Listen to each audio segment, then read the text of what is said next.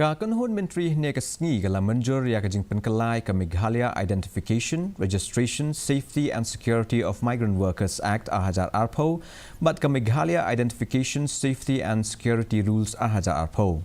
Unong aktien jong ke sorkar MDAR ubak Paul Lingdo, uloong bakawai nakimat jong kajing penkela bertemai ke long baka sorkar kanang penjur, ya kajing persyang ban pej ya kajing long jong kinong bela bawan na syabar ban pentikna, batang kitu kinong bela ki bomdon dak sniu kila ban trei ha Meghalaya.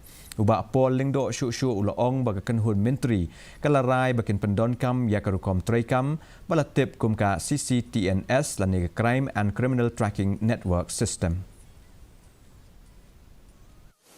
In the case of repeat offenders, there will be an imprisonment, simple imprisonment for a term not exceeding 3 months. These are workers who wish to work at Meghalaya, for which there is this act under which they will be registered. So they have to either obtain a police verification from the home state, or when they reach Meghalaya, get their antecedents verified by the state police. Ka sorkar jelah nin